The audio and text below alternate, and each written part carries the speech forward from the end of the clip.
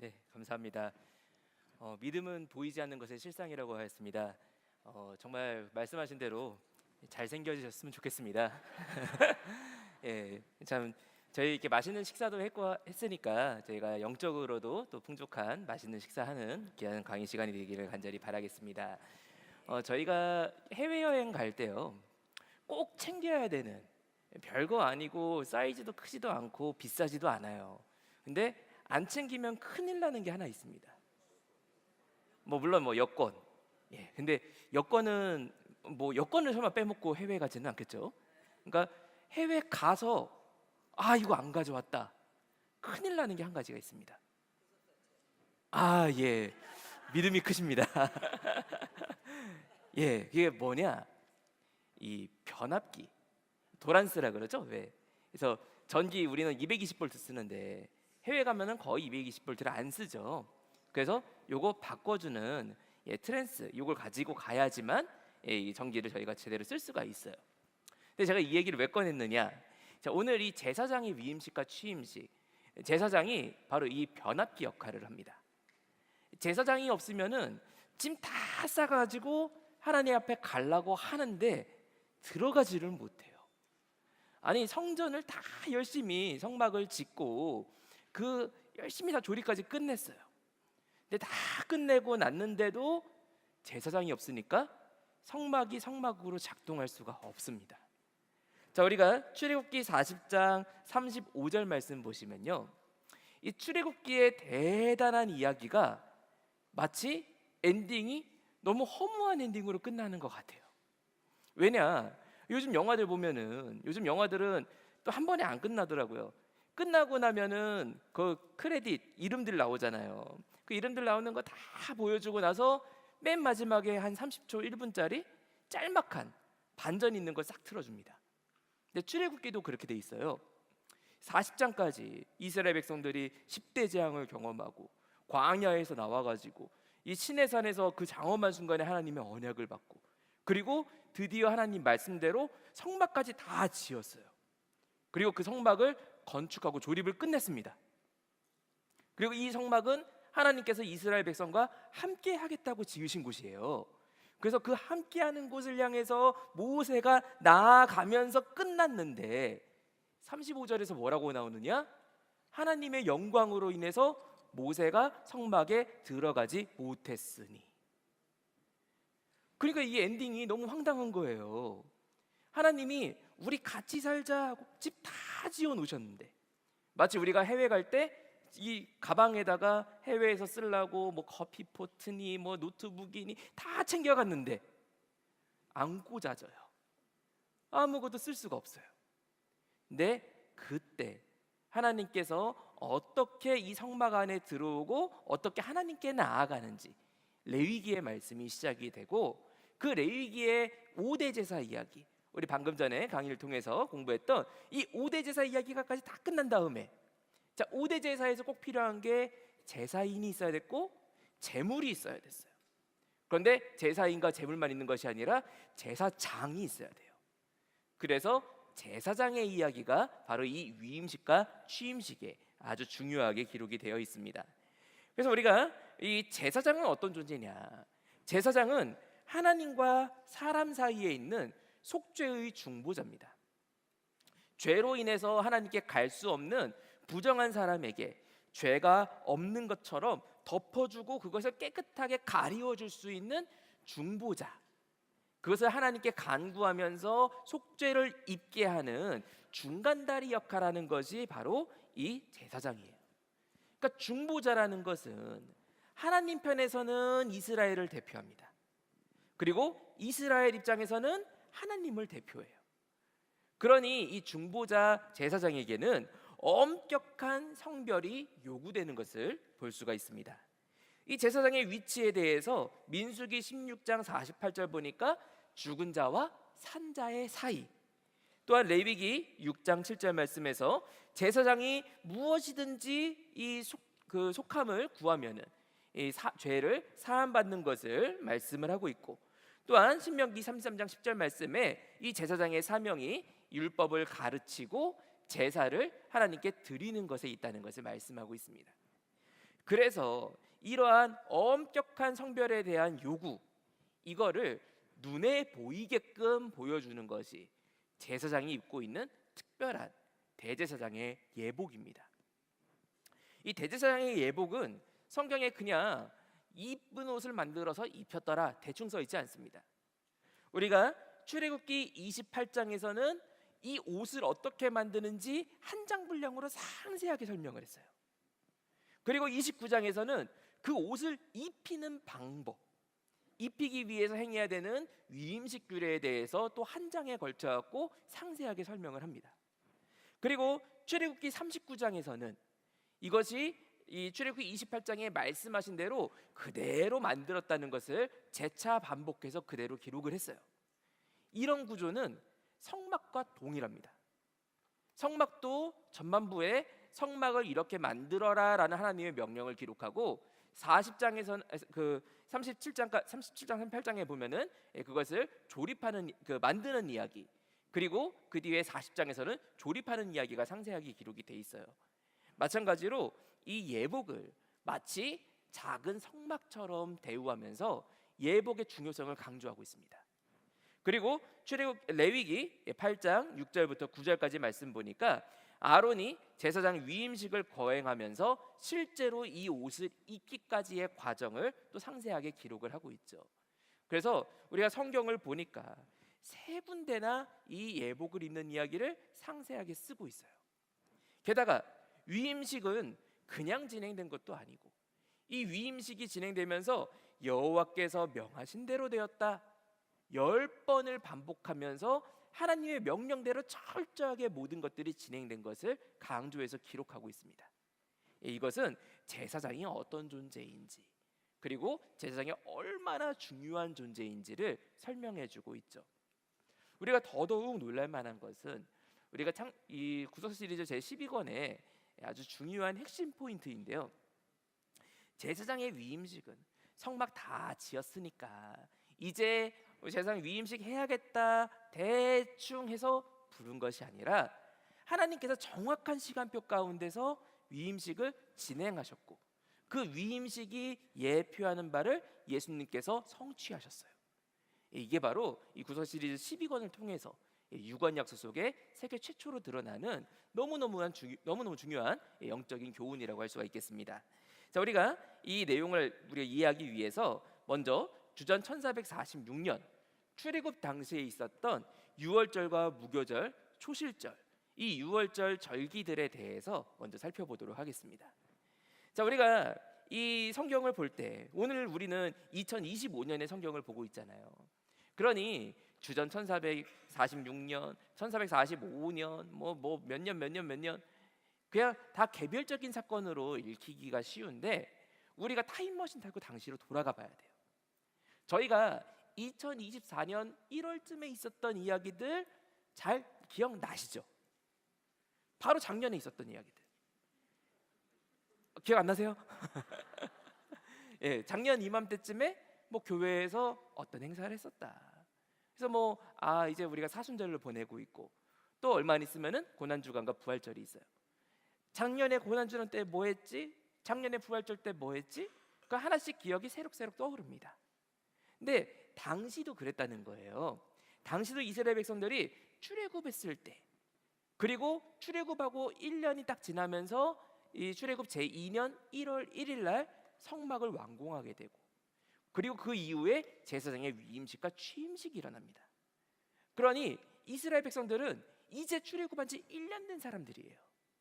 자, 이걸 배경으로 우리가 깔아놓고 오늘 좀 내용을 공부하려고 하는데요. 자, 우리가 먼저 작은 첫 번째로 절기의 규례에 대해서, 물론 유월절 절기에 대해서 잘 아시지만 우리가 간단하게 다시 한번 리마인드하면서 내용을 좀 진행하도록 하겠습니다. 자, 우리가 이 유월절 절기들에 대해서 좀 자세히 보자면은, 자, 유월절은 출애굽 장자 재앙에서 유월하신 것을 기념하는 날이죠.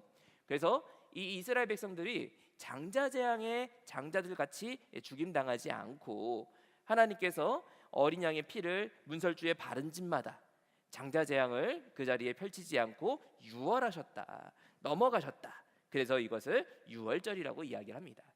근데 이 유월절을 지키는 규례를 출애굽기 12장 3절부터 6절까지 말씀 보니까 상세하게 말씀하고 있어요.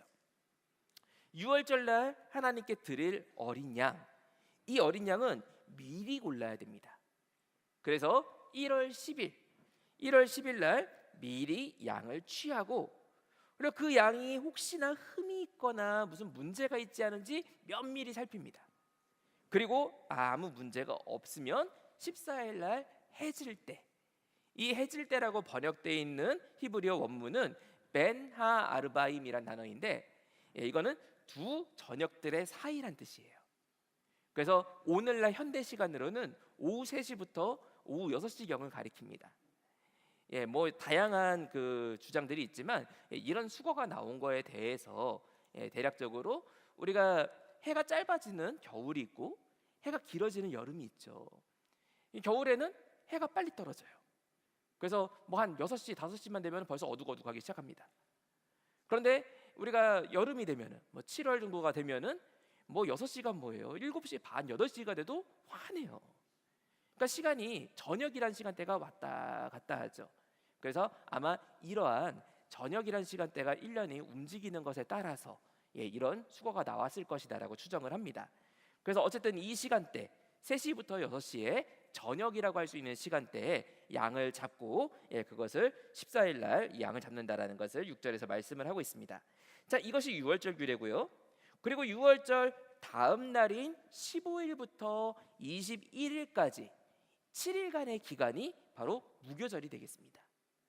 이 무교절에는 이스라엘 백성들은 이스라엘 집안에 있는 온 동네에 있는 누룩들을 전부 다 내어 버려야 됩니다. 우리가 누룩이라고 하니까 사실 좀 안 와닿아요. 누룩이라고 하니까 무슨 곰팡이 같고, 혹은 또 집에서 뭐 제빵 같은 거 이렇게 취미 있으신 분들은 이스트, 효모 이렇게 팔잖아요. 그러니까 여기 가루같이 그런 쉬운 걸 생각하는데, 사실 여기 당시에 말하는 누룩이라는 것은 이 빵 쪼가리를 이야기를 해요.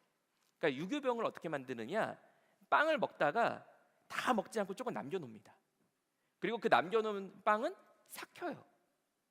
그래서 한 3, 4일 냅두면은 빵이 쉬면은 시큼한 맛이 나죠. 그리고 벌써 곰팡이가 생긴 거예요. 근데 그거를 다른 반죽에다 집어넣고 같이 빵을 만들면은 부풀어 올라요. 이게 성경시대에 말하는 누룩이에요. 그러니 온 집에 있는 부패하고 쉰내나고 썩은 것들을 싹 제거하는 시기, 이게 바로 무교절이 되겠습니다. 그래서 이 7일 동안 무교절을 지키라고 말씀을 하고 있고요. 그리고 이 무교절이 7일이니까 7일 중에는 월, 화, 수, 목, 금, 토, 일, 요일들이 하나씩 다 들어가겠죠. 근데 그 7일 중에 안식 후 첫날이라는 표현은 항상 일요일을 가리킵니다. 그래서 이 7일 중에 있는 일요일, 주일은 초실절로 지키게 됩니다. 이 초실절은 어떤 절기냐? 이스라엘 백성들이 가나안에 들어간 다음에 소산의 첫 것을 하나님께 드리는 절기로, 성경에 초실절이라는 표현이 두 가지가 나와요. 하나는 이 밀의 초실절, 또 하나는 보리의 초실절입니다. 니산월경에 수확하는 것은 보리예요. 그래서 보리의 첫 것을 드리는 것도 초실절이라고 하고, 그다음 그 이후에 이스라엘의 정식 그 주식이 되는 밀은 약간 7.7절쯤 되면은 또 다시 수확을 하거든요. 그래서 이걸 수확하면서 첫 것을 또 드리는 것도 초실절이라고 이야기를 합니다. 그래서 초실절이라고 이야기할 때 보리냐 밀이냐 이거를 잘 구별을 하셔야 됩니다. 그래서 이렇게 이 유월절과 관련되어 있는 세 가지 절기를 우리가 볼 수가 있는데, 자, 이 세 가지 절기는 출애굽 원년 때 특별한 역사들과 함께했습니다. 자, 우리가 동그라미 1번으로 우리가 그 작은 두 번째로 출애굽 원년에 있었던 출애굽의 과정과 절기에 대해서 보면요. 자, 먼저 출애굽 원년 유월절은 어떤 날이냐? 이스라엘 백성들이 장자 심판에서 유월했던 날이죠. 이건 너무 유명하고 잘 아는 이야기니까 출애굽기 12장 21절부터 22절 또 29절부터 30절에 이것이 나와 있습니다. 그래서 우리가 지도와 달력으로 좀 내용을 보자면요. 자, 1월 1일 출애굽 원년 1월 1일입니다. 새로운 달력의 시작이 됩니다. 자, 그리고 이때부터 10대 재앙에 관련된 그 달력들을 보면은 뭐 오늘 저희 공부의 포커스는 아니기 때문에 넘어가겠지만 궁금하신 분은 구석 시리즈 제 8권에 잘 기록이 돼 있습니다. 그래서 20일 동안의 10대 재앙이 춘분을 기점으로 20일이 진행이 됩니다. 그래서 쭉 10대 재앙을 춘분 12월 25일부터 태양력이기 때문입니다. 그 당시에 이 태음력으로 우리가 계산을 하니까 12월 25일이 됩니다. 그리고 오늘날 우리 서양력으로는 3월 20일에서 21일경이 춘분이 되는데 해의 길이와 밤의 길이가 똑같은 이 춘분을 기점으로 해서 10대 재앙이 시작이 되고, 그리고 15일 날 마지막 재앙인 장자 재앙이 끝나고 이스라엘이 출애굽하게 됩니다. 그리고 6월절 14일 날 이스라엘 백성들이 양을 잡고 먹고, 그리고 양 먹고 문설주에 피를 발라놓고 집에 딱 들어가 있었는데 문설주에 피가 있는 집은 전부 재앙이 유월하고 넘어가요. 그러나 문설주에 피가 없으면 전부 장자를 칩니다. 심지어 사람뿐만 아니라 가축까지도 전부 다 이 장자를 쳐버립니다. 그렇게 해서 15일 날 이 장자 재앙이 밤에 있었고, 그리고 새벽이 밝으면서 이스라엘 백성들의 출애굽이 시작이 됩니다. 그래서 이 유월절 이날은 바로 이 출애굽의 기점이 되는 사건을 표현을 하고 있죠. 자, 그리고 우리가 두 번째로 이어지는 절기를 보니까 무교절. 자, 무교절을 시작할 때 15일 날 이스라엘 백성들이 출애굽을 시작했어요. 그러니 영적으로 누룩덩어리인 애굽, 이 쉬고 썩은 곳에서 탈출하기 시작을 한 거예요. 그래서 쭉 걸어가는 가운데 우리가 출애굽기 14장 21절 말씀에 홍해를 건너는 것이 기록이 되어 있는데요, 성경에는 홍해를 건넌 날이 이날이더라라고 나와 있지는 않습니다. 그러나 이 박은식 목사님께서 구석 시리즈 제 8권을 통해 가지고 이때가 언제냐를 실제 지도 지리와 성경에 있는 기록과 또 유대인들의 문헌들을 통해 가지고 삼중으로 체크하면서 달력을 갖다가 재현을 하셨어요. 그래서 그 달력을 보니까 자, 15일부터 21일까지 7일간이 무교절인데, 자, 왼쪽에 보면은 이 달력 지도가 나와 있죠. 자, 이스라엘 백성들이 15일 목요일 날 출애굽을 시작합니다. 그리고 숙고까지 이동하는데 약 52km 정도를 이동을 해요. 일반적으로 무리가 걸어서 이동하면서 하루 갈 수 있는 거리를 약 24km 정도로 봅니다. 그래서 한 24km 정도니까 52km라는 것은 이틀보다도 조금 더 긴 길이죠. 그래서 그 길을 쭉 지나서 그 15일 날 당일 날 나와 가지고 아마 16일 날 밤 거의 늦은 시간대 가까스로 숲곳에 도착했을 것으로 보입니다. 그리고 도착하자마자 바로 짐 풀고 나갈 수는 없죠. 그러니까 진치고 자고 일어나서 또 새벽에 또 다시 행군을 시작하는 거예요. 그렇게 행군해 나가면서 18일 일요일에 에담에 도착하고 여기까지는 약 32km 정도 거리가 됩니다. 그러니까 16일 날 자고 일어나서 아침에 쭉 가다가 잠깐 하루 수경하고 또 하루 더 가가지고 에담에서 그 자리에 도착해갖고 쉬고, 그리고 다시 약 75km 정도를 걸어가지고 믹돌 앞에 도착을 하게 됩니다. 이게 1월 20일의 사건이었고, 그리고 다음 날 새벽에 역사적인 홍해 도하의 순간이 오게 됩니다. 유대 문헌에서도 홍해를 건넜던 날에 대해서 1월 21일이라고 동일한 전승이 전해집니다. 그러니까 지리적으로나 유대인들의 전승으로나 이것이 틀림이 없다는 거죠. 만약에 우리가 그냥 밑도 끝도 없이 아무 그런 관련 없이 야, 내가 그때 무슨 일 있었는데 그 일이 뭐 4월 7일이야. 4월 7일 맞아? 8일이었나? 10일이었나? 헷갈립니다. 근데 내가 그날이 추석이었어. 설날이었어. 이건 정확하게 기억을 하죠. 그래서 이 전승에서 21일이라는 것도 무교절이 끝나는 날과 관련되어 있기 때문에 이것이 전승에서 충분히 그대로 전해져 내려올 수 있다는 것을 우리가 생각해 볼 수 있겠습니다. 자, 어쨌든 이 무교절 21일 날 드디어 역사적인 홍해 도하를 함으로써 이제 애굽의 누룩의 영향력이 있는 곳에서 완전히 탈출해 버리는 거예요. 이게 바로 무교절의 의미와 실제 이스라엘의 역사가 함께 합을 맞춰갖고 진행되는 모습을 볼 수가 있습니다. 그리고 우리가 세 번째로 초실절. 아까 초실절은 항상 무슨 요일이라고 말씀드렸죠? 항상 주일, 항상 안식 후 첫날입니다. 그러니까 날짜는 맨날 바뀌어요. 매년 날짜는 바뀌지만 그 요일만큼은 무조건 일요일이에요. 그런데 지금 우리가 달력을 보니까 이 달력에 자 여기 18일이 일요일이죠. 근데 이 18일을 보니까 여기 옆에 왼쪽에 있는 지도 보면은 에담에 도착한 날이에요. 근데 이 에담에 도착했을 때 에담에 대해서만 이스라엘 백성들이 42번이나 진치면서 이동했던 광야 노정들 전부 다 그냥 지명만 써 있어요. 숫꽃, 뭐 믹도랍, 뭐 가데스 바네아 전부 다 지명만 써 있는데 유독 에담에만 광야 끝 에담이라는 표현이 나와 있습니다. 그것도 어디 한 군데만 나와 있는 게 아니라 우리가 출애굽기 13장 20절이나 여기 지금 지도에 2절로 되어 있는데 20절입니다. 교재도 20절로 고쳐주시면 좋겠습니다. 그래서 20절이나 또 민수기 33장 6절 말씀 보시면은 광야 끝 에담이라고 표현을 하고 있어요. 자, 이 광야 끝이라는 거는 무슨 말이냐? 광야 끝하고 끝났다는 얘기가 아니라 광야가 시작되는 경계선이란 뜻이에요. 그러니까 에담에 가기 전까지는 여전히 애굽이에요. 그런데 에담부터는 광야가 시작되는 곳입니다. 그래서 이 에담에 초실절날 에담에 도착했다는 거 이것도 우리가 구속사적으로 우연이 아니에요.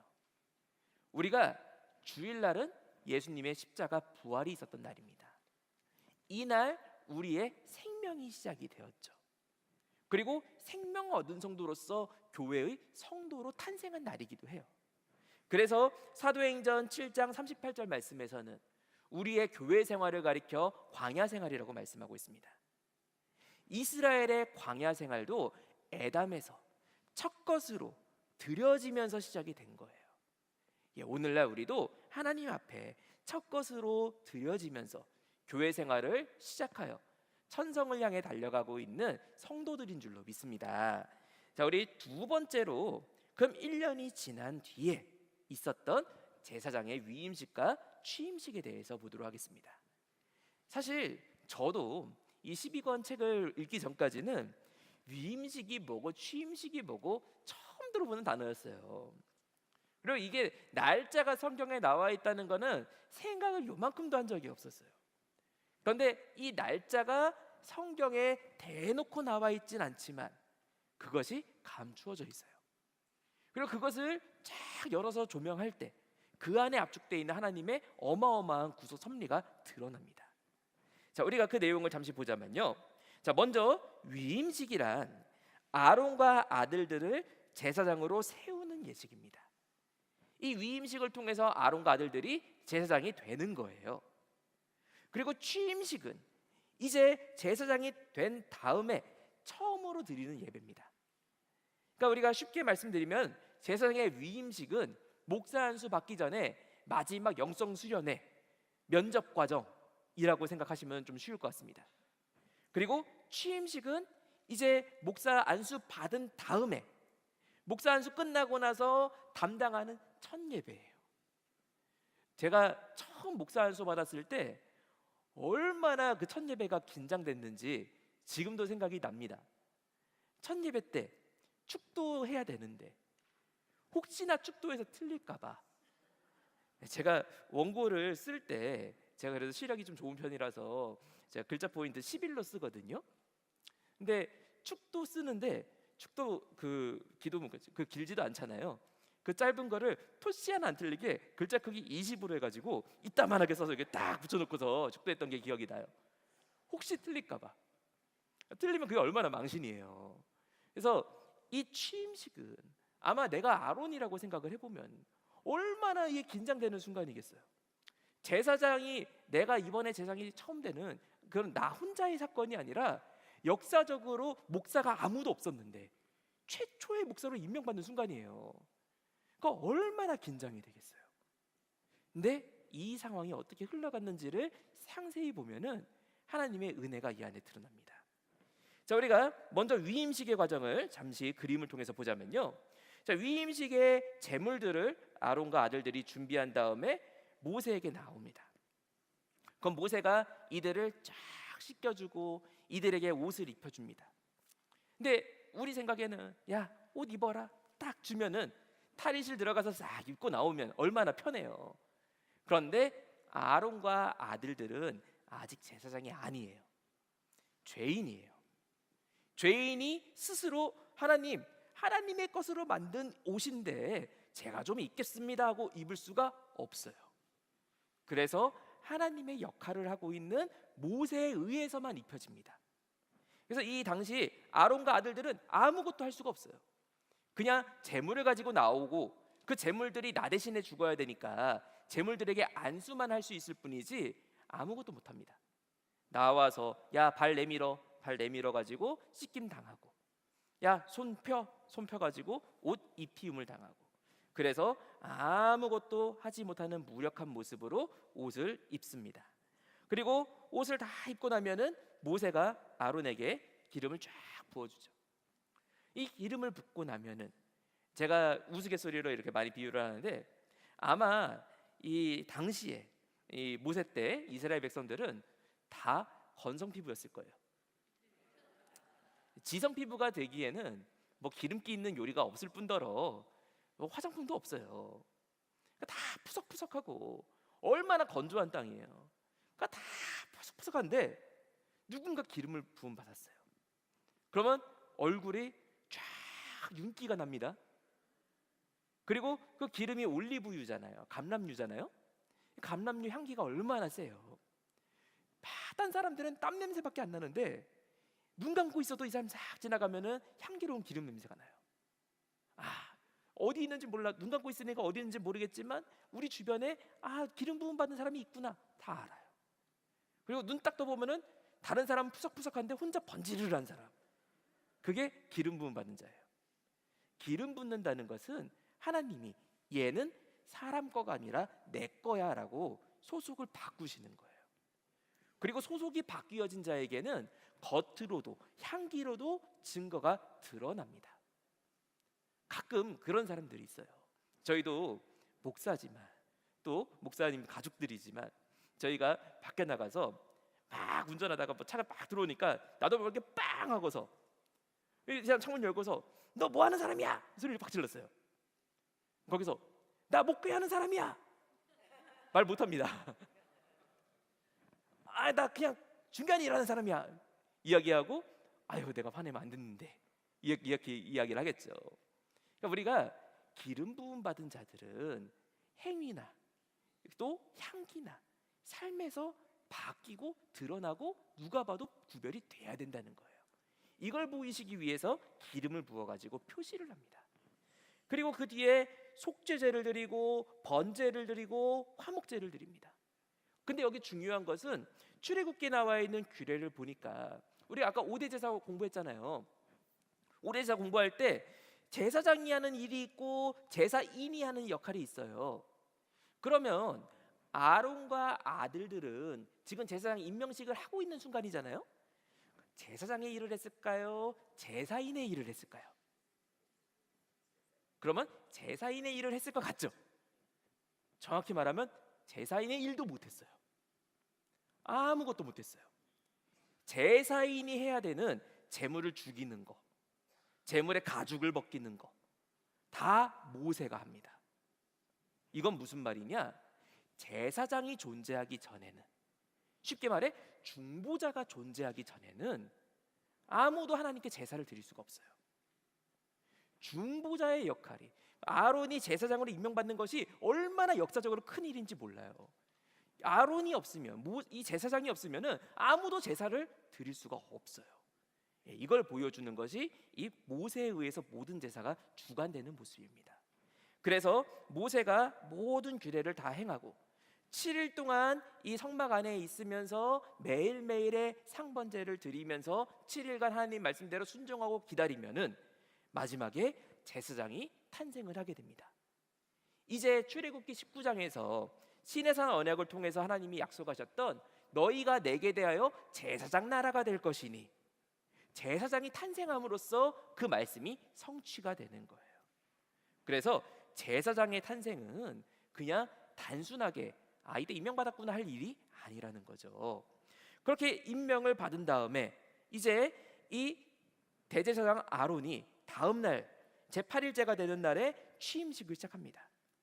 취임식을 하면서 아까 모세가 했던 모든 일들을 이제 아론이 합니다. 이제 레위기 1장부터 7장에 기록되어 있던 제사 규례가 드디어 실현되기 시작한 거예요. 그래서 제물을 준비하고 제사장을 위해서 먼저 모세가 제물을 잡고 또 이 제물을 태우는 것도 전부 다 아론이 합니다. 아론이 잡고 아론이 태우는 것까지 전부 제사장의 일을 담당을 합니다. 그래서 제사를 역사적으로 다 드리고 나서 이 취임식을 마무리하고 하나님께 감사하며 하나님의 찬양을 하는데, 자, 여기서 단순하게 취임식이 끝났다라고 되어 있지 않고 그 다음에 드디어 첫 제사가 드려진 다음에야 아론과 모세가 회막에 들어갑니다. 자, 우리가 아론과 모세를 따라서 회막에 한번 들어가 볼게요. 그래서 회막을 우리가 3D로 재현해 봤는데, 자, 이제 이스라엘의 회막 안에 성막 안에 들어갑니다. 그럼 이 안에 금빛으로 찬란한 하나님의 영광이 나타나요. 이스라엘의 성막은 그 공간으로 따지면 한 24평밖에 안 돼요. 하나님이 계시는 곳인데 겨우 24평밖에 안 돼요. 그런데 이 좌우에 놓여 있는 것이 금으로 싼 널판이에요. 그리고 당시 시대에는 유리가 없어요. 아직 유리 거울이 만들어지기 전입니다. 금속을 닦아가지고 광을 낸 것이 거울이에요.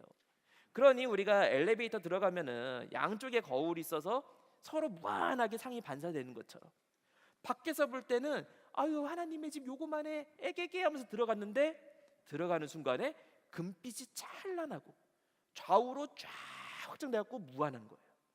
그 위를 보면은 위에는 그릇들이 날아다녀요. 이런 환상적인 공간에서 모세와 아론이 하나님의 영광을 경험하고 나오게 됩니다.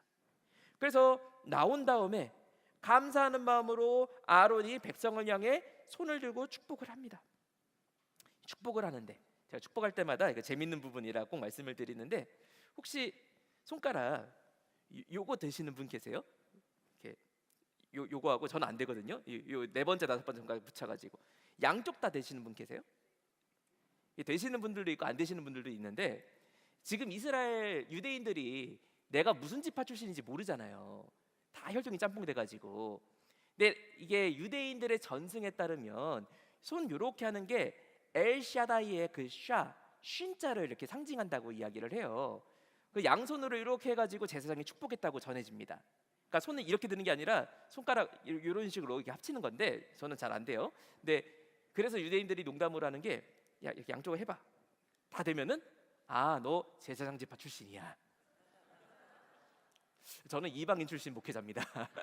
그래서 이런 그 웃기는 이런 혈통 이야기들을 좀 하기는 하는데, 어쨌든 간에 이렇게 크게 축복을 합니다.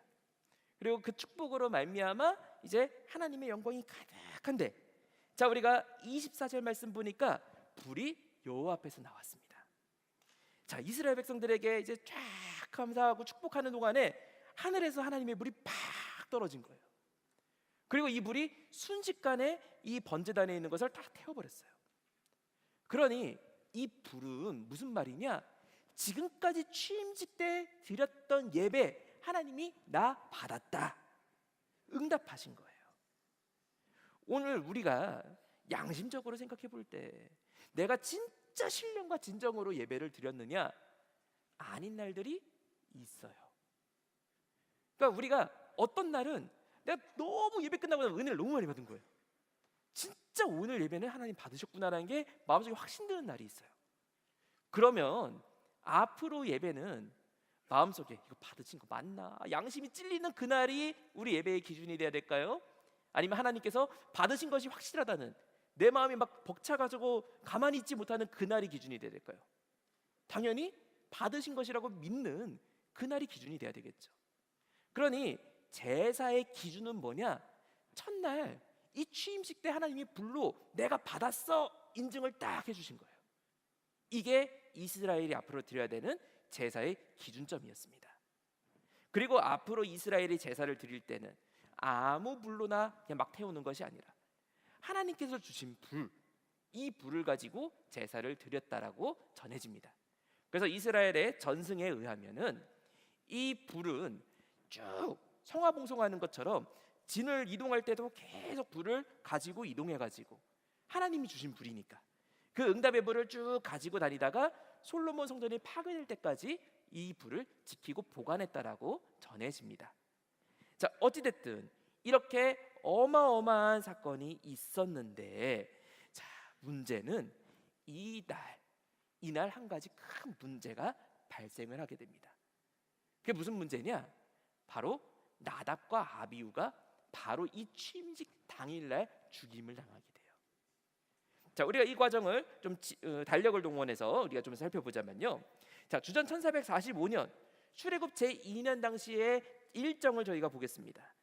1월 1일 첫날에 출애굽기 40장을 보니까 이 날에 성막을 처음으로 세우고 조립을 합니다. 그래서 이것을 출애굽기 40장 2절이나 17절에서 이를 반복해서 말씀하고 있고, 이날 단순히 조립만 한 것이 아니라 조립하고 나서 번제단에 번제와 소제를 다 드렸다라고 말씀을 하고 있어요.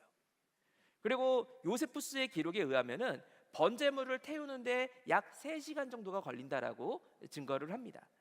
그러니 이날 일정이 굉장히 바빴겠구나라는 것을 우리가 추측을 해볼 수가 있겠습니다. 이 성막 이 널판 하나하나 높이가 10규빗이에요. 한 4.5m, 약 5m가 좀 안 되는 높이입니다. 그러니 이 높이에 널판들을 48개를 세우고, 물론 조립할 수 있게끔 간소하게 만든 거지만 어디까지나 당대 건축물과 비교했을 때 단순하고 신속하게 만들 수 있는 거지, 오늘날 우리 텐트 치는 개념으로 생각하시면 안 됩니다. 그러니 이것을 만드는데 상당한 시간이 걸리고, 또 이 번제물을 태우는데 상당한 시간이 걸렸을 것입니다. 그리고 이것만 한 것이 아니라 이날 12지파 대표들이 수레와 소를 가지고 옵니다. 그래서 이것을 하나님께 감사 예물로 드리게 되고, 이 수레와 소는 이후에 성막을 나르는 도구로 쓰임 받게 되죠. 자, 이 내용들까지 우리가 민수기 7장 2절부터 9절에 이것을 기록을 하고 있고요. 참고로 한 가지 더 보면은, 여기 제가 달력에 표시하지는 않았지만 레위기 7장 37절부터 38절까지 말씀 보니까 여호와께서 시내 광야에서 이스라엘 자손에게 그 예물을 여호와께 드리라 명하신 날에 시내산에서 5대 제사 규례를 말씀하셨더라라고 돼 있는 것을 볼 때, 아마 1월 1일 날 첫날에 성막을 다 지어놓고 5대 제사 규례 알려주셨으니까 번제와 소제를 드렸겠죠. 그리고 번제와 소제를 드리고 기름 바르고 아주 정신없는 하루가 지나갔던 것을 볼 수가 있습니다. 그리고 그 뒤에 1월 2일부터 13일까지 총 12일 동안에 12지파 족장들이 하루에 한 사람씩 나와서 예물을 드렸습니다. 자, 우리가 이것을 민수기 7장을 아무리 살펴봐도 언젠지 날짜가 안 써 있어요. 1월 1일인지 2일인지 3일인지는 안 써 있어요. 그런데 이것을 어떻게 할 수 있느냐? 자, 우리가 민수기 7장 10절부터 11절까지 말씀 보니까 단에 기름을 바르던 날에 족장들이 단의 봉헌을 위하여 예물을 가져다가 그 예물을 단 앞에 드리니라라고 되어 있습니다. 자, 이 단에 기름을 바르던 날에, 이 표현을 우리가 좀 정확하게 중요하게 살펴봐야 돼요. 되게 헷갈리는 표현이거든요. 자, 우리가 민수기 7장 1절과 10절 84절을 비교해 보면요, 교환에 제가 이렇게 정리를 해놨는데요. 자, 민수기 7장 1절에는 성막과 부품과 기구와 모든 것에, 단과 모든 것에 기름을 바른 날에라고 돼 있어요. 그 민수기 7장 1절은 1월 1일을 가리키는 표현이 맞아요. 그런데 민수기 7장 10절이나 84절에서는 다른 건 이야기 안 하고 단의 기름을 바른 날에라고 되어 있어요. 그리고 이 단의 기름을 바르는 것은 단순히 여기서만 바르는 것이 아니라 이후에 위임식하는 7일 동안에도 매일매일 단의 기름을 발라야 된다는 것을 출애굽기 29장 35절부터 37절에서 말씀을 하고 있습니다. 그러니 단의 기름을 바르는 것은 1월 1일 날 바르고 또 위임식하는 7일 동안 바르고, 그러니까 이때까지 다 바르는 것이 단의 기름을 바르는 거예요. 그러니까 이 단의 기름을 바르던 날, 그날이 몇 월 며칠이지 하는 것이 아닌 것이, 이것을 문법적으로만 봐도 문법적으로는 히브리어 베욤이 나와 있는데 여기에는 전치사가 안 쓰였어요. 그러니까 뭐 우리가 정관사라고 하죠. 정관사로 그날 제한하면 보통 하루를 가리킵니다. 혹은 몇 월 며칠 날에라고 하면은 요미란 단어가 그날 하루를 가리킵니다. 그런데 아무 전치사 없이 그냥 베욤 이렇게만 쓰이는 경우에는 이거는 when, 어느 시점이라는 의미예요. 어떤 날이라는 의미가 아니에요.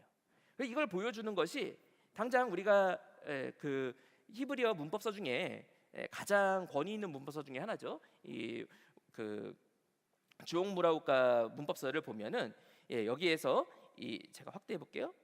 대부분 베욤은 하는 날인데, 이게 우리나라 말로 날이란 말이 의미가 크니까 지금 날이라고 써놓긴 했는데, 욤은 약한 의미를 갖는다. 그래서 때, 영어 버전 보면 when으로 번역한다라고 표현이 돼 있어요. 그리고 제가 뒤에 있는 뭐 출애굽기 6장 28절이나 뭐 사무엘상 5장 15절 등등등 괄호 안에 있는 구절들을 보면은 전부 하루를 가리키는 표현이 아니라 일정 기간을 가리키는 표현으로 쓰입니다. 그러니 이 족장들이 예물을 바르던 전체 기간을 가리키는 거구나라는 것을 볼 수가 있죠. 그리고 우리가 당장 84절이나 또 10절이나 이 표현들을 보면은 전부 단의 기름을 바르던 날에 족장들이 예물을 드리니라라고 돼 있어요. 이 날에 12지파 족장들이 12일 동안 하루에 한 사람씩 나왔잖아요. 만약에 족장 한 사람이 단의 봉헌의 예물을 드리니라라고 했으면은 날은 하루를 가리키는 게 맞죠. 그런데 족장들이 예물을 드렸다. 84절에서는 이 단의 기름을 바르던 날에 족장들이 드린 예물이 이와 같다라고 12일치를 다 더해놨어요.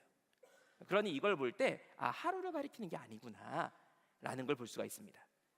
자, 그러면은 어떻게 2일인 줄 아느냐? 자, 아까 35절, 37절 말씀드렸고, 자, 어떻게 그러면 2일부터 드렸다는 걸 아느냐? 3일부터 드렸을 수도 있고, 뭐 5일, 10일부터 드렸을 수도 있고. 근데 자, 여기서 우리가 어떻게 할 수 있느냐? 이 예물을 단에 봉헌 예물로 드리면서 어떤 제사를 드렸느냐? 번제와 속죄제와 화목제를 드렸습니다. 그리고 번제의 규례에 있어서 가장 중요한 제사는 상번제였어요. 상번제는 하루도 빼놓지 않고 매일 드려야 되는 제사입니다. 자, 이거를 박윤신 목사님께서 왜 1월 2일부터 드렸다라고 계산을 하셨느냐? 가장 중요한 포인트는 성막이 있어요. 성막에서 하나님께서 내가 너희와 만나겠다라고 말씀하셨어요. 근데 제사가 없다면 이거는 만들어 놓고 개점 휴업 상태예요. 하나님의 집에는 개점 휴업이 있을 수가 없습니다. 하나님의 집이 있고 제사가 시작이 됐다면 중단이 없습니다. 왜? 제사는 한 번도 끊어지지 않고 하나님께서 계속해서 우리에게 찾아오시는 일이 끊어지지 않았기 때문에, 내가 죄악 가운데 내가 모르고 내가 잘 깨닫지 못하고 있었다 할지라도 하나님의 강권하심이 단 하루도 끊어지지 않았기 때문에 1월 1일 날은 출애굽기 40장에 명시적으로 번제와 소제를 드렸다라고 되어 있고, 그리고 위임식의 7일에는 분명히 명시적으로 제사가 기록되어 있어요. 근데 그 중간에 12일 동안은 제사의 기록이 없어요. 근데 성경에 보니까 중간 12일의 제사 기록이 어디 나오느냐? 12지파 족장들이 하루에 한 사람씩 제사를 드렸어요. 이걸 통해서 하나님의 성전에는 제사가 끊어질 수 없다라는 것을 우리가 확실하게 살펴볼 수가 있습니다. 그래서 박윤신 목사님의 성경 절대 무호 사상으로 말미암아 이 매일 드리는 제사, 이 제사는 단순히 하나님께서 내가 받을 거야라고 해서 안 끊어진다는 게 아니라, 이 시편 50편 5절 말씀 볼 때 매일 드리는 제사야말로 하나님과 우리 사이에 언약이 존재한다는 표징이에요. 그리고 제사가 끊어진다는 것은 하나님의 언약도 끊어졌다는 뜻이에요. 그렇기 때문에 하루도 쉬지 않고 제사가 드려졌구나라는 것을 살펴볼 수가 있겠습니다. 그래서 이렇게 12일간의 봉헌 예물을 드리는 일들이 진행이 되고요. 자, 14일 날 광야에서 첫 유월절을 맞이하게 됩니다. 광야에서 첫 유월절에 대해서 민수기 9장 1절부터 5절에 이것을 기록을 하고 있는데, 우리가 한 가지 이상하게 볼 것은 다른 절기 규례와 다르게 민수기 9장 1절부터 5절에는 제사장의 역할이 아예 없어요. 아론이 무슨 제사를 드리니라 이런 표현이 아예 없어요. 그럼 절기인데 그냥 제사 안 드리고 넘어가자, 그게 아니라 제사장이 아직 존재하지 않았다는 거예요. 제사장이 존재하지 않았기 때문에 단순히 이 유월절을 규례대로 지켜라, 여기 말하는 규례는 바로 1년 전에 있었던 출애굽기 12장에서 말씀하고 있는 규례대로 지켜라 라는 거죠. 그러니 뭐 텐트에다가 양피를 갖다 할 수는 없겠지만 양을 잡고 쓴나물을 먹고 무교병을 준비하는 그런 절기들은 그대로 진행이 됐구나라는 것을 볼 수가 있겠습니다. 그리고 이 14일부터 7일 동안, 이 14일 날 시작해갖고 6월절부터 제사장의 위임식이 7일 동안 진행이 됩니다. 이 역시 7일간 끊어지지 않고 매일매일 상번제를 드린 걸 통해 가지고 한 번도 제사가 끊어지지 않기 위해서 6월절이 기점이 돼서 제사를 드렸구나. 그래서 이 제사장의 7일 동안의 위임식을 레위기 8장 33절부터 36절에 7일 동안 위임식을 행하나니, 그리고 7일 동안 매일의 상번제가 드려졌다는 것을 성경이 증거를 하고 있습니다. 그리고 우리가 절기로 다시 돌아가서 보니까 제사장의 위임식이 있던 7일간이 무교절 기간과 겹쳐요. 무교절은 뭐 이렇게 막 도표로 보면 헷갈리니까 그냥 무교절은 6월절 다음 날인 15일부터 21일까지죠. 그래서 제가 이거를 쭉 여기 달력에다가 지도를 그림으로 표시를 했는데, 21일까지가 그러니까 무교절이 됩니다. 그래서 이 21일까지가 무교절인데 이 날에 있었던 규례들을 보니까 15일은 무교절, 15일부터 7일간이 무교절이라는 것을 레위기 23장에서 말씀을 하고 있고요. 그리고 이 뒤에 달력으로 보니까 무교절의 마지막 날 있었던 것이 위임식이 끝나고 8일째 있었던 취임식이었어요. 그러니 절기가 기가 막히게 딱 들어맞죠. 6월절 날 이스라엘 백성들이 애굽에서 장자 재앙에서 그 연세를 끊어버리고 나올 수 있었던 그날에 그 다음 해가 돼가지고는 제사장이 탄생하기 시작한 거예요. 그리고 무교절이 끝나면서 1년 전에는 그날 홍해를 건너가지고 드디어 애굽에서의 통치에서 벗어났어요. 여전히 영적인 제사장은 없어요. 그런데 1년 뒤에 바로 홍해를 건넜던 그날에 영적인 홍해를 건너가지고 제사장이 있는 제사장 나라로 새로 거듭남이 시작이 됐어요. 이렇게 절기가 정확하게 일치하는 것을 볼 수가 있습니다. 그리고 우리가 초실절은 항상 일요일이라고 말씀드렸죠. 초실절을 보니까 여기 20일이 초실절이에요. 근데 이 20일은 위임식이 끝나는 날이기도 해요. 이건 무슨 말이냐?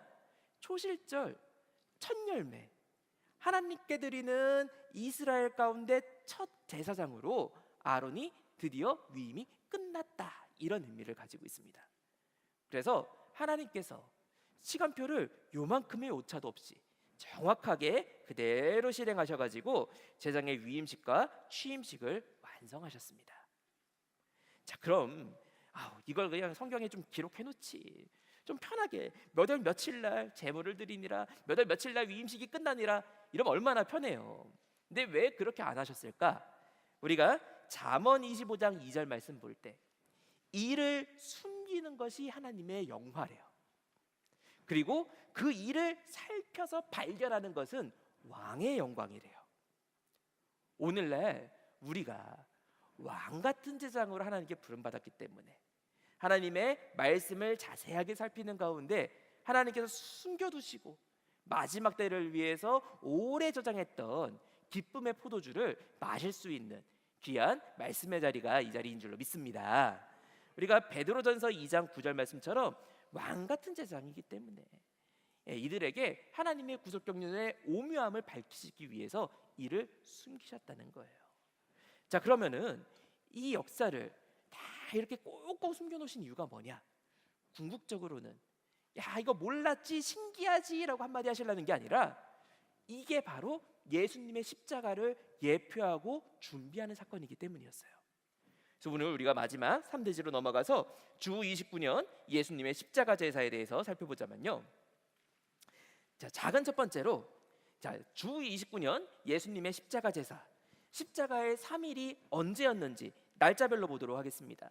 그래서 우리가 작은 첫 번째 보니까 1월 13일 금요일 날 예수님께서 예비일에 제자들과 성만찬을 하시고 십자가에 달리셨어요. 예수님께서 십자가에 달리신 해를 31년설, 33년설 다양한 설들이 있죠. 그러나 구속 시리즈 저자이신 박윤신 목사님께서는 성경적인 관점으로 볼 때, 그리고 이 신약 성경에 나와 있는 모든 묘사와 정확히 일치하는 시기는 주 29년밖에 없다라고 평소에 가르치셨어요. 그리고 그 내용대로 구속 시리즈를 기술을 하셨습니다. 자, 그럼 왜 29년이 성경적으로 정확하게 이때를 해당이 되느냐? 자, 성경에 보니까 독특한 표현이 나오는데요. 마가복음 15장 42절 말씀 보니까 예수님께서 십자가에 달리신 날을 가리켜 이 날은 예비일, 곧 안식일 전날이다라고 표현을 하고 있습니다. 자, 우리가 이 예수님 십자가에 나오는 독특한 시간 표현이 두 가지가 나오는데, 예비일 그리고 큰 날, 이 두 가지를 정확히 알아야 이때가 언젠지를 알 수가 있어요. 자, 예비일이라는 건 뭐냐? 이스라엘 백성들은 안식일 날 몇 걸음 걸을 수 있는지까지 정해놓은 사람들이에요. 그러니 전날 준비가 너무너무 필요합니다. 그 현대 이스라엘들이, 유대인들이 안식일 지키는 거 보면은 참 대단하긴 해요. 안식일 날 노동하면 안 되니까. 그리고 탈무드에 보면은 노동이 뭡니까? 랍비 누구니 이렇게 말했다. 노동은 어떤 에너지를 다른 형태의 에너지로 전환시키는 행위이다. 그게 무슨 말입니까? 버튼을 눌러요. 엘리베이터가 올라가요. 그러면은 제가 손으로 이렇게 누르는, 이건 그냥 손 누르는 거는 물리적인 에너지, 위치 에너지죠. 그 위치 에너지가 전기 신호를 타고 가니까 전기 에너지로 바뀌어요. 그 전기 에너지가 다시 위치 에너지로 바꾸고 엘리베이터가 올라가요. 이거는 노동이에요. 그래서 현대 유대인들은 어떻게 하느냐? 안식일 전날에 다음 날 안식일 모드로 바꿔놔요. 그러면은 엘리베이터가 5분마다 계속 전층에 섭니다. 그러면 유대인들은 그냥 문 열렸을 때 나 엘리베이터 타는 거 아니야? 그냥 열려 있으니까 들어가는 거야. 내가 그냥 내리는 거야. 이러고 나가요. 그리고 나 안식일 경건하게 지켰습니다. 이렇게 얘기합니다. 이게 유대인들이다 보니까 유대인들은 금요일 날 할 일이 진짜 많아요. 토요일 날 안식일 날 모든 것이 자동으로 돌아갈 수 있게끔 다 준비를 합니다. 그래서 이날을 예비일이라고 해요. 현대 유대인들을 기준으로 좀 재밌게 표현을 드렸지만 당시에도 별반 다르지는 않았습니다. 그래서 이것을 예비일이라고 표현을 합니다.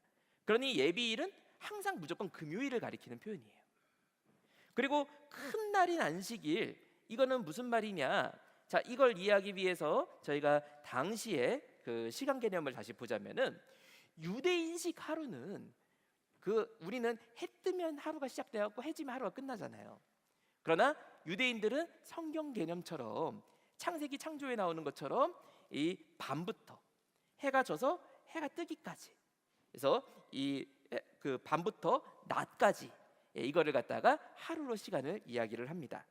그래서 유대인식 하루로 금요일에 예비일 날 있었던 일들을 보니까 제일 먼저 성만찬과 세족식이 있었죠. 저녁 식사였으니까 이 성만찬과 세족식이 있었고, 그 뒤에 예수님께서 겟세마네에 올라가서 겟세마네에서 기도하셨습니다. 그리고 겟세마네의 기도가 끝나고 가룟 유다가 로마 군병들을 데리고 와서 이제 체포를 당하게 됩니다. 그런데 이 겟세마네의 기도에 대해서 그 박윤신 목사님께서 아주 중요하게 쓰신 표현인데, 그래서 저희가 2005년에 설교하실 때는 뭔 내용인지 몰랐어요. 그래서 중요한지는 몰랐는데 2005년부터 원고를 미리 준비를 하셔가지고 겟세마네 동산에서 기도하는 순간이 바로 대제사장의 위임식을 하는 순간이었다라고, 이걸 이해해 계속해서 3번, 4번을 말씀을 하셨어요. 근데 이게 무슨 말인가? 예수님 겟세마네에서 그냥 기도하신 거지, 그게 제사장의 위임식과 무슨 상관이 있냐라고 생각을 했습니다. 그러나 이 겟세마네의 기도는 실로 영적인 위임식의 순간이었어요. 왜냐? 위임식을 하고 나서 제사장이 되면은 제사장은 성별된 존재이기 때문에 아무나 결혼할 수도 없고요, 아무거나 입을 수도 없고 아무거나 먹을 수도 없어요. 심지어 장례식장도 마음대로 못 가요. 대제사장의 경우에는 자기 자식이 죽어도 장례식에 참석할 수가 없어요. 철저하게 하나님의 것으로 구분되어 있는, 인간의 생각과 인간의 정욕을 다 끊어버려야지만 제사장이 될 수가 있어요. 그런데 예수님께서 겟세마네에서 기도하시면서 하실 수 있다면 이 잔을 내게서 옮기시옵소서. 이건 예수님이 하나님으로서 나 이거 하기 싫어요라고 말씀하시는 게 아니에요. 예수님께서는 앞으로 올 십자가의 고난을 아세요. 아시는 상황에서 인성으로는 이렇게 말씀하시지만, 그러나 신성으로는 아버지의 뜻이라면 아버지의 원대로 하옵소서. 그 말씀을 통해서 완전히 인간적인 생각들을 다 제거하시는, 자신을 완전히 포기하는 제사장으로 거듭나는 순간이 바로 이 겟세마네 기도의 순간이었습니다. 그래서 이것을 히브리서 5장 7절부터 10절에서 훨씬 더 명확하게 말씀하고 있는데, 히브리서 5장 7절부터 10절 보니까 그는 육체에 계실 때에 자기를 능히 죽음에서 구원하실 이에게 심한 통곡과 눈물과 간구로 소원을 얼렸고, 이 부분은 겟세마네 기도를 말씀하는 거죠. 그리고 그의 경외하심을 인하여 들으심을 얻었느니라. 그리고 그 받은 고난으로 순종함을 배워서 온전하게 되셨은즉 하나님께 멜기세덱의 반차를 쫓은 대제사장이라 칭하심을 받았느니라. 겟세마네 기도와 대제사장을 연결해 가지고 히브리서 5장에서도 설명을 하고 있어요. 그래서 이 겟세마네 기도의 순간이 예수님께서 영적으로 위임식을 하시는 순간이었다는 거예요. 인간 아론은 7일간의 위임식이 필요했지만 예수님께서는 겟세마네 기도로 단번에 위임식을 치르시고 영적인 대제사장으로서 십자가에 달리시게 되었습니다. 그리고 겟세마네 기도가 끝난 다음에 예수님께서 체포당하시죠. 그리고 체포당하시고 이리저리 빌라도에게 또 막 끌려다니시다가 마침내 9시에 십자가에 달리십니다. 그래서 이날 때가 제3시가 되어 십자가에 못 박으니라. 그리고 예수님께서 십자가의 마지막 7말씀을 다 하실 때가 제6시, 오늘날 시간으로 오후 3시라고 성경에서 기록을 하고 있죠. 그래서 이 금요일 하루의 일정이 이렇게 예비일이 진행이 되게 됩니다. 그리고 이 예비일이 끝날 때쯤 해서 한 가지 또 중요한 표현이 나오는데요. 예수님께서 십자가에서 죽으셨어요. 죽으신 다음에 유대인들이 내일 안식일인데 이 안식일은 큰 날이다, 그러니 시체가 있으면 안 된다라는 걸 이야기를 합니다. 자, 여긴 말하는 큰 날이 중요한 날이다 이런 의미 아니에요. 큰 날이라는 건 뭐냐? 안식일이랑 절기가 겹쳤다는 뜻입니다. 그래서 이 안식일은 요일이잖아요. 절기는 날짜예요. 그러니 우리가 가끔 뭐 설날이 일요일일 때도 있고 월요일일 때도 있고 하는 것처럼 6월절도 이게 토요일날, 안식일날 겹칠 때가 있어요. 이렇게 겹치면 이것을 큰 날이라고 합니다. 자, 그럼 큰 날이 되면 유대인들은 절기를 어떻게 지킬까요? 두 개가 합쳤으니까 한꺼번에 지키자, 한 번에 퉁치자, 이렇게 안 합니다. 유대인들은 안식일은 요일이니까 요일을 하루 땡기는 건 불가능하죠. 그러니까 안식일은 그대로 지켜야 돼요. 근데 절기는 날짜니까 하루 땡겨서 미리 지킵니다. 그래서 주 29년에는 6월절이 언제냐? 원래 14일이어야 되는데 13일로 땡겨졌어요. 그래서 13일 날이 바로 6월절이었고 14일이 안식일인데 그냥 안식일이 아니라 큰 날인 안식일이라고 표현이 되어 있습니다. 그래서 성경에 이러한 견해가 똑같이 일치하는 게 과거의 달력으로 쭉 계산해 보면은 이 토요일 날이 이 6월절로 딱 떨어지는 날이 주 29년밖에 없습니다. 그래서 이 29년이라는 것을 우리가 살펴볼 수가 있는데요. 자, 요한복음 19장 38절부터 42절에서도 이날은 유대인의 예비일이요 또 무덤이 가까운 고로 예수를 거기 두니라. 예비일 금요일이라는 것을 분명히 언급을 하면서 금요일이 끝나기 전에 예수님의 몸을 아리마대 요셉의 새 무덤에 넣었다라는 것을 말씀을 하고 있습니다. 자, 그리고 이제 마지막 15일 주일입니다. 자, 15일 주일날 새벽 미명에 부활하신 거, 우리가 너무너무 잘 아는 내용이죠. 근데 이것이 이미 구약에서부터 예표가 돼 있어요. 아까 제가 유월절 다음 날부터 7일 기간이 무슨 절기라고 말씀드렸죠? 무교절. 자, 그럼 무교절 중에 일요일은 무슨 날이죠? 초실절. 자, 근데 13일로 당겨졌으니까 무교절 기간은 14일부터 20일까지가 무교절이 됩니다. 그리고 14일부터 20일 가운데 주일은 몇 번 올까요? 7일 동안에 한 번밖에 안 오죠. 그 한 번이 바로 15일이에요. 그러니까 15일은 주일이자 동시에 초실절입니다. 그래서 마태복음 28장 1절에 예수님께서 안식 후 첫날이 되려는 미명에 부활하신 것을 기록하고 있고, 예수님께서 고린도전서 15장 20절에 잠자는 자들의 첫 열매로 초실절을 완전히 성취하셨다는 것을 그대로 말씀하고 있습니다. 그러니 예수님의 십자가도 정확한 하나님의 시간표대로 1점의 오차 없이 그대로 성취된 것을 볼 수가 있죠. 그래서 우리가 전체 내용을 좀 정리해 보면요, 출애굽 제2년 제사장의 위임식과 취임식이 있었던 날, 이때는 사실 오늘 이 표 하나만 이해하면은 오늘 이 강의 내용 끝납니다. 이 출애굽 제2년에는 유월절에 위임식이 시작이 돼서 초실절에 위임식이 맞춰졌어요. 그리고 초실절에 드디어 제사장이 탄생했어요. 근데 아직 예배는 안 드렸어요. 그리고 첫 예배로 이제 무교절이 시작되면서 첫 예배를 드리기 시작을 합니다. 무교절의 마지막 날에 첫 예배를 드립니다. 그래서 무교절을 원래 맞이하면서 누룩을 다 제거하고 문제가 없었어야 됐어요. 근데 문제는 뭐냐? 나답과 아비후가 바로 그날에 범죄했어요. 근데 제 생각에 뭐 이거는 성경에 그렇게 명확하게 나와 있지는 않지만 레위기 10장에 나답과 아비후가 죽은 다음에 제일 먼저 경고하는 것이 술을 성소에 들어갈 때 먹지 말아서 내 죽음을 면하라라고 명령하시거든요.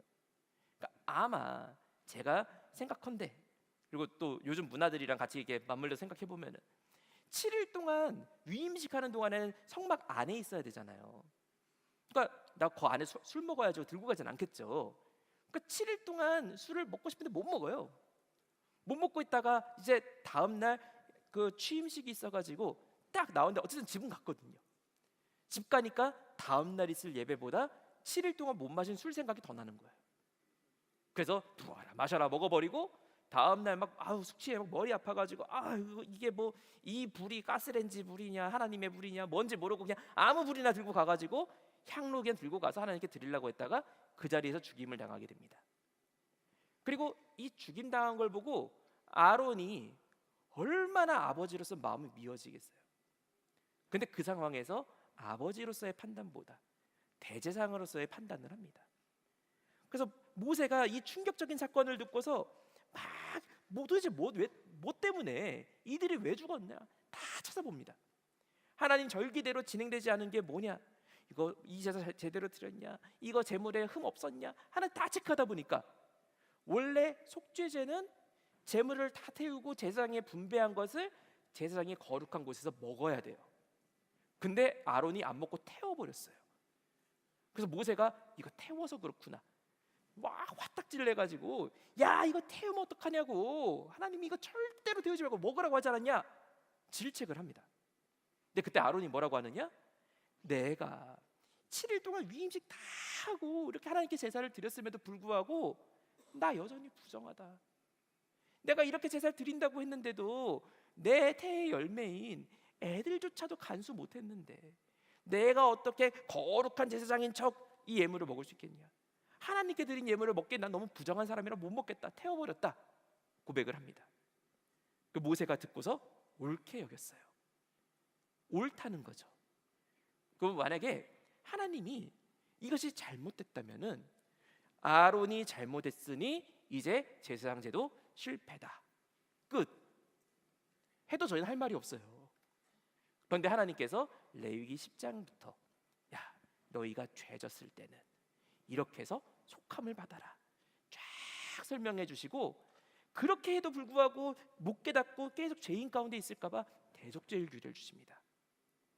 대속제일 규례는 내가 믿든 못 믿든 깨달았든 깨닫지 못했든 대제사장이 다 걸머지고 제사를 드려가지고 온 이스라엘 전부 다 정결함을 얻게 되는 거예요. 그리고 다 정결함을 얻어갖고 제사장이 계속해서 제사장의 역할을 할 수 있게 만들어주는 절기입니다. 그래서 하나님께서 절대 제사장을 포기하지 않으시고 쭉 이어가셨다는 거죠. 그러나 이 절기는 온전한 제사에 실패함으로써 매년 반복이 돼야 돼요. 7월 10일 날 딱 이 대속제일 참석하면서 아마 마음속에 결심할 거 아니에요. 내가 진짜 이번 1년은 제사 안 드려도 될 만큼 죄 안 지어야겠다. 근데 그런 적이 한 번도 없어요. 계속 제사는 반복이 됩니다. 그래서 예수님께서 주 29년 십자가 제사를 통해서 6월절에 십자가에 달리시고, 이 6월절에 예수님께서 6월절 당일날 시작하면서 예수님께서 위임하시고, 그리고 그대로 초실절날 부활의 첫 열매로 나타나심으로써 제사장의 위임식과 취임식을 단번에 끝내버리셨어요. 그리고 인간 아론의 취임식은 불완전하게 실패로 끝나고 말았지만 예수님의 취임식, 예수님의 십자가는 한 번에 모든 죄를 영원토록 사하시는 능력의 십자가인 줄로 믿습니다. 그리고 그 십자가로 말미암아 2025년 오늘 예배드리고 있는 우리가 예배의 문이 열렸습니다. 그래서 영적인 애굽에서 유월하여 건져냄을 얻어 왕 같은 제사장 처음 익은 열매로 우리가 부름을 받았고, 예수 그리스도로 말미암아 신령과 진정의 예배를 드리는 자들로 우리가 부르심을 입은 줄로 믿습니다. 우리가 결론을 맺자면요, 성경대로 예배드리는 참 예배자가 되어야 됩니다. 예수님께서 요한복음 4장에서 사마리아 수가성 여인을 찾으시죠. 그 수가성 여인에게 이야기를 하면서 수가성 여인이 물어봅니다. 예수님, 우리 사마리아 사람들은 이 산 베델을 이야기합니다. 베델에서 예배드리라고 하고 당신네는 저 예루살렘에서 예배드리라고 합니다. 둘 중에 뭐가 진짜입니까? 둘 중에 뭐가 진짜입니까? 라고 물어봤어요. 근데 예수님은 이 산도 아니고 저 산도 아니고 신령과 진정으로 예배할지니라 라고 말씀하셨습니다. 신령과 진정은 다시 번역하면은 영과 진리란 뜻이에요. 영이란 바로 이 취임식 현장에 하나님께서 불로 응답하시고 임재하셨던 것처럼 성령이 임재하시는 가운데 하나님의 임재 가운데 드려지는 예배를 이야기하는 것이고, 진리란 성경이 진리죠. 율법에 있는 거 하나도 어긋나지 않게 온전히 말씀대로 순종하여 예배드리는 것, 제사를 드리는 것처럼 오늘날 우리의 예배도 철저하게 성경대로 드려져야 된다는 것을 말씀하고 있습니다. 그래서 이 여자에게 예수님, 이 산이에요? 저 산이에요? 우리는 베델, 나름대로 이 사람들도 이유가 있어요. 베델이 이 야곱이 돌베개 메고 잤던 자리잖아요. 돌베개 메고 자면서 이곳에 내가 전을 하나님께 드리겠다고 하나님의 집이라고 이름을 지었잖아요. 그러니까 거기가 자기네는 성전이라는 거예요. 그리고 유대인들은 예루살렘이 성전이라는 거예요. 근데 둘 중에 뭐냐? 여기가 저기가 위치가 기준이 되는 것도 아니고 그동안 내려왔던 썰이나 사람들의 주장이 기준이 되는 것이 아니라 신령과 진정으로 예배드리고 있는 곳이 참 제사장이 역사하고 있는 올바른 예배의 터다라고 말씀을 하신 겁니다. 오늘날 구속사 말씀이 선포되고 은혜를 나누는 모든 교회들마다 신령과 진정으로 예배드리는 참 예배자의 터전인 줄로 믿습니다. 우리가 히브리서 6장 1절부터 2절까지 말씀 볼 때 우리가 그리스도의 초보를 버리고 회개와 신앙과 세례와 안수와 부활과 심판에 대한 교훈을 다시 닦지 말래요. 이게 얼마나 좀 이건 이상한 표현이잖아요. 제가 신학교 다닐 때 이 내용이 너무 이해가 안 가가지고 히브리서 교수님한테 히브리서 전공하신 교수님께 여쭤봤어요. 이게 무슨 말입니까? 우리 기독교에서 제일 중요하게 여기는 게 부활, 또 세례, 안수, 심판. 근데 이거를 털 다시 닦지 말라는 게 무슨 말입니까? 완전한 데는 도대체 뭐 하는 곳입니까? 여쭤봤어요. 모르시겠대요. 그래서 어떻게 할까? 이거 너무 궁금했었는데 휘선 박윤신 목사님이 이 부분을 설교하신 내용이 있었어요. 이게 무슨 말이냐? 이 완전한 데는 우리가 이미 부활과 신앙과 세례와 안수와 심판을 믿고 구원을 얻은 줄로 믿습니다. 근데 그 구원 받은 자들은 거기에서 머무르고 끝나는 것이 아니라 그 이상으로 더 나아가는 가운데 하나님께서 우리에게 주시는 영원한 생명에 있는 데까지, 나 예수 믿으니까 아유 됐어 뭐 성경 공부야 뭐 봉사야, 그게 아니라 우리가 온전히 나를 갈고 닦아서 흠없는 모습으로 완성되기까지 힘써 나아가야 될 것을 우리에게 명령하고 있는 것입니다. 오늘날 우리의 영원한 대제사장이 되시는 예수 그리스도를 의지하여 나아가는 교회마다 이 히브리서 6장 1절 2절 말씀에 응답자가 되고 영과 진리로 예배드리는 예배의 터가 돼서 한국교회와 세계에 있는 많은 영혼들을 살리는 귀한 터전이 완성되는 역사가 있기를 주님의 이름으로 축원하겠습니다. 함께 기도하겠습니다. 사랑과 은혜가 충만하신 아버지 하나님 감사합니다. 아버지 은혜 가운데 저희가 귀한 영남 지역 세미나를 통하여서 구속사 시리즈 12권의 말씀을 상고한 가운데 있습니다. 저희 한 사람 한 사람을 영적인 제사장으로 불러주셨사오니 제사장으로서 저희에게 부름받은 바 사명을 다할 수 있는 저희 한 사람 한 사람이 될 수 있도록 축복하시고 함께하여 주시옵소서. 제사장이 온전히 성별된 자로서 정말 누가 봐도 구별되는 모습인 것처럼 저희의 삶 또한 누가 봐도 그리스도의 향기를 느낄 수 있는 구별된 삶이 될 수 있도록 인도하여 주시옵시고, 아버지 온전히 우리의 영원한 제사장이 되시는 예수 그리스도를 의지하여 나가는 교회마다 정말 많은 사람을 사망 가운데 살려내는 생명의 사역을 감당할 수 있도록 축복하시고 함께하여 주시옵소서. 이 모든 세미나의 일정을 아버지께 맡기옵고 사랑과 은혜가 충만하신 우리 주 예수 그리스도 이름 받들어 간절히 감사기도 드리옵나이다. 아멘. 감사합니다.